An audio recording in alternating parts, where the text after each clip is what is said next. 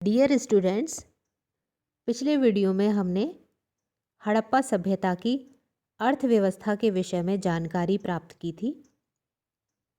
आज हम हड़प्पा संस्कृति के धर्म और धार्मिक विश्वास के विषय में बात करेंगे।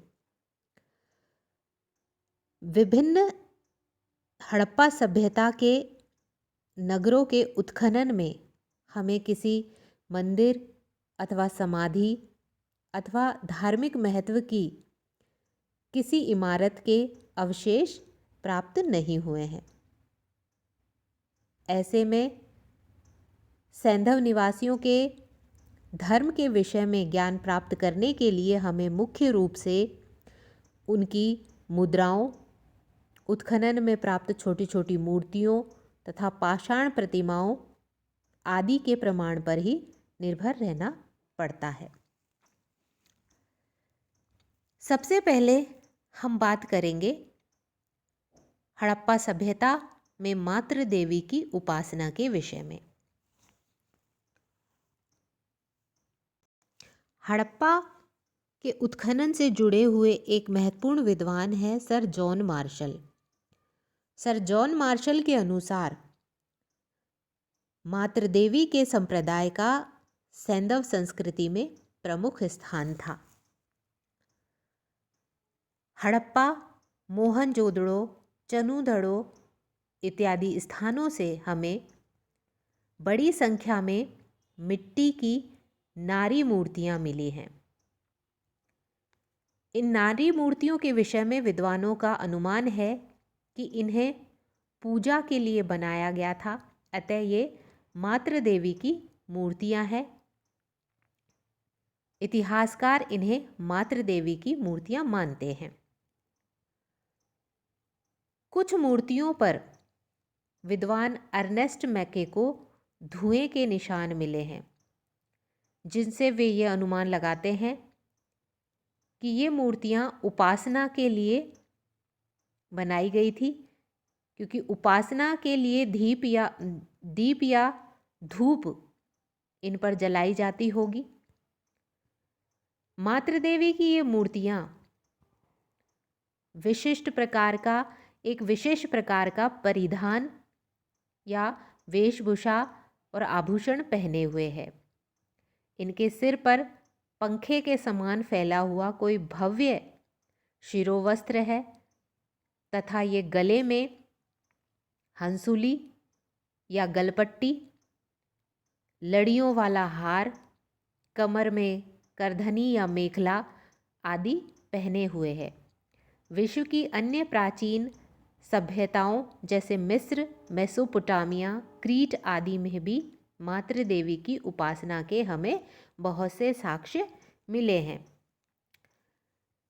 यहाँ यह भी उल्लेखनीय है कि सिंधु सभ्यता के सभी क्षेत्रों में मातृ देवी की पूजा एक लोकप्रिय धर्म के रूप में प्रचलित नहीं थी।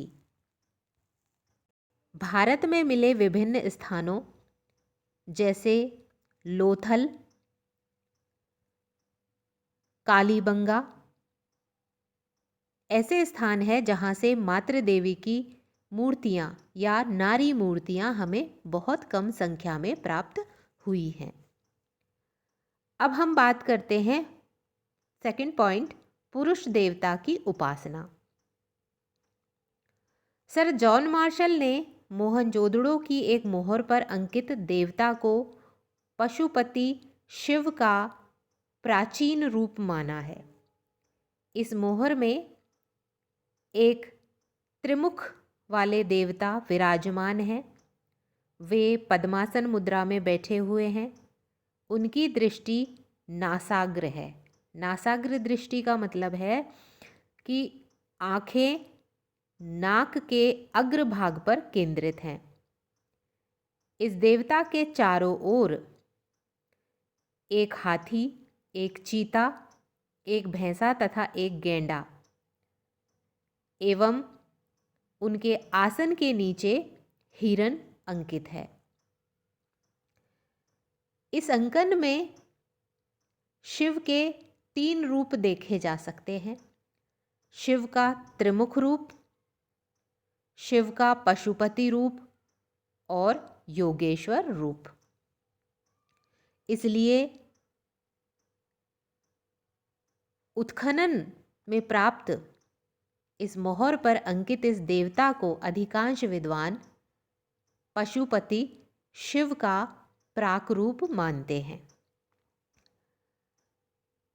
अब हम आते हैं अग्निवेदियों की पूजा के विषय में।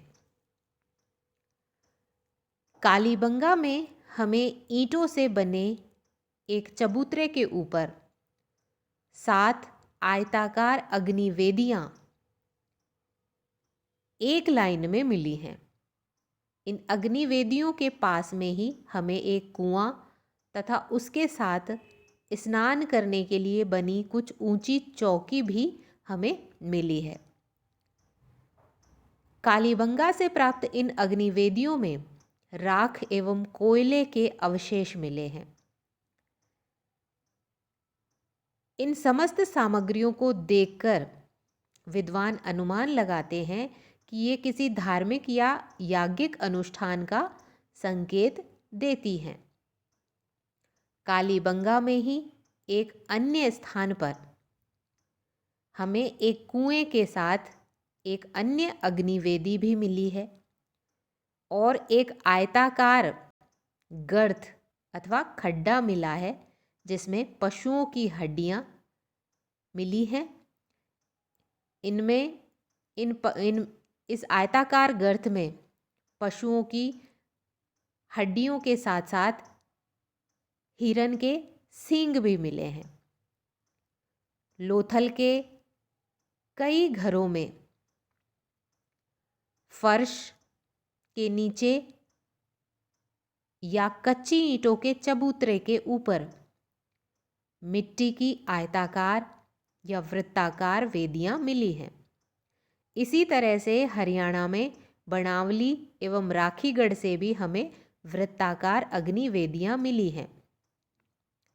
इस प्रकार की अग्निवेदियां हमें मोहनजोदाड़ो अथवा हड़प्पा से प्राप्त नहीं होती हैं। ये अग्निवेदियां मात्र कालीबंगा, बनावली, राखीगढ़ इत्यादि स्थानों से प्राप्त होती हैं। इनके आधार पर हम ये अनुमान लगा सकते हैं कि सैंधव संस्कृति के सभी क्षेत्रों में अलग अलग मान्यताएं विद्यमान थी। अब हम बात करते हैं हड़प्पा सभ्यता में पशु पूजा, वृक्ष पूजा एवं नाग पूजा के विषय में। हड़प्पा संस्कृति से प्राप्त मोहरों पर एक सींग वाले बैल का अंकन, जिसे हम यूनिकॉर्न भी कहते हैं, कई बार मिलता है या बहुत बार मोहरों पर हमें ये अंकन मिलता है। इस बैल के सामने एक स्तंभ सा बना हुआ है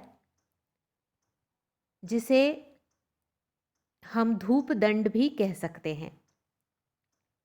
यह संभवतः कोई काल्पनिक या मिथकीय पशु देवता रहा होगा। इस प्रकार के एक सींग वाले बैल के अतिरिक्त हमें यहाँ से सामान्य वृषभ का चित्रण एवं उसकी मूर्तियां भी प्रमुखता से मिली हैं। इनके आधार पर हम अनुमान लगा सकते हैं कि संभवतः सैंधव सभ्यता में ये एक सींग वाला बैल अथवा सामान्य वृषभ कोई न कोई धार्मिक महत्व अवश्य रखते होंगे। यहाँ से हमें अनेक छोटी छोटी मोहरों पर वृक्षों के चित्रांकन मिले हैं। इन वृक्षों के विभिन्न प्रकार के चित्रांकनों से हमें आभास होता है कि ये लोग संभवतः वृक्ष पूजा भी करते होंगे। विद्यार्थियों, प्राचीन संस्कृतियों में पशु पूजा, प्रकृति पूजा ये बहुत आम बात है। ऐसे में सैंधववासी भी प्रकृति की पूजा करने वाले रहे होंगे, इसका हम अनुमान लगाते हैं। और ये मोहरें हमारे इस अनुमान को कुछ प्रामाणिकता प्रदान करती है। एक मोहर यहाँ से प्राप्त हुई है जिसके अंकन में एक देवी वृक्ष की 2 शाखाओं के मध्य खड़ी है। कुछ छोटी मोहरों पर एक वृक्ष के चारों ओर छोटी दीवार या वेदिका बनी मिलती है, जो उनकी पवित्रता तथा पूजा विषय होने की द्योतक मानी जा सकती है। नाग पूजा से संबंधित एक ताबीज भी हमें उत्खनन में प्राप्त हुआ है। जल की पवित्रता, मांगलिक चिन्ह एवं सूर्य पूजा। जैसा कि मैंने आपको पहले बताया था, यहाँ से उत्खनन में हमें मोहनजोदाड़ो से एक विशाल स्नानागार प्राप्त हुआ है। इसी के साथ साथ हमें कालीबंगा से अग्निवेदियों के आसपास कुएं मिले हैं, जो ये संकेत देते हैं कि सिंधु सभ्यता में जल की पवित्रता एवं धार्मिक स्नान की परंपरा रही होगी। मोहनजोदाड़ो के स्नानागार के धार्मिक महत्व की संभावना से हम इनकार नहीं कर सकते। मोहनजोदाड़ो का यह विश्व प्रसिद्ध स्नानागार हड़प्पा वासियों की जल की पवित्रता एवं विशेष अवसरों पर धार्मिक स्नान का संकेत देता है। कालीबंगा एवं राखीगढ़ से हमें सार्वजनिक स्थानों पर बनी अग्निवेदियों के निकट जो कुएं के अवशेष मिले हैं, उनसे भी हमें यह अनुमान लगाने में आसानी होती है कि संभवतः ये लोग किसी अनुष्ठान के समय में स्नान आदि के लिए इन कुओं का प्रयोग करते होंगे। इसी तरह से हमें उत्खनन में मोहरों पर स्वास्तिक, चक्र एवं क्रॉस का अंकन मिलता है। ये संभवतः इस संस्कृति से संबंधित मांगलिक चिन्ह थे। यहाँ से हमें सूर्य पूजा के भी संकेत मिलते हैं। अब हम आते हैं छठे बिंदु, योग एवं साधना की परंपरा। इसके विषय में हम बात करते हैं। कुछ विद्वानों के अनुसार सिंधु सभ्यता में योग एवं साधना की परंपरा के अस्तित्व के संकेत मिलते हैं। इसके 2 साक्ष्य विद्वान हमारे समक्ष प्रस्तुत करते हैं। पहला है पशुपति मोहर, जिसमें मैंने आपको पहले बताया था कि इस पशुपति मोहर में पद्मासन की मुद्रा में योगी बैठे हुए हैं। दूसरी है योगी की मूर्ति। मोहनजोदड़ो से हमें एक योगी की मूर्ति प्राप्त हुई है।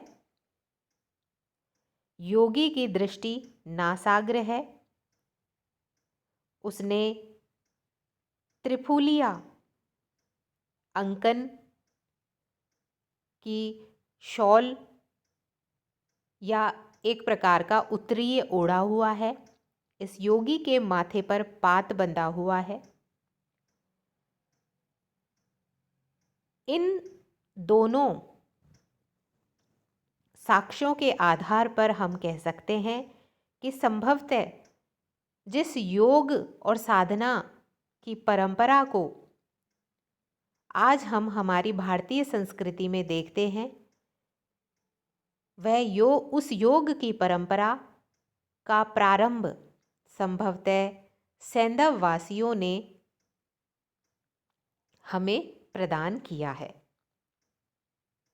कुछ विद्वान भारत में 6ठी शताब्दी ईसा पूर्व में एक आंदोलन के रूप में प्रस्फुटित निवृत्तिवादी या निवृत्ति मार्गी श्रमण परंपरा का आरंभिक बिंदु इन उपयुक्त साक्ष्यों में देखते हैं।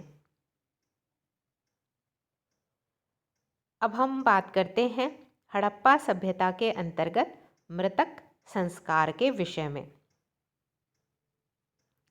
सर जॉन मार्शल के अनुसार इस सभ्यता के लोग 3 प्रकार के शवाधान करते थे, या यहाँ पर 3 प्रकार का मृतक संस्कार प्रचलित था।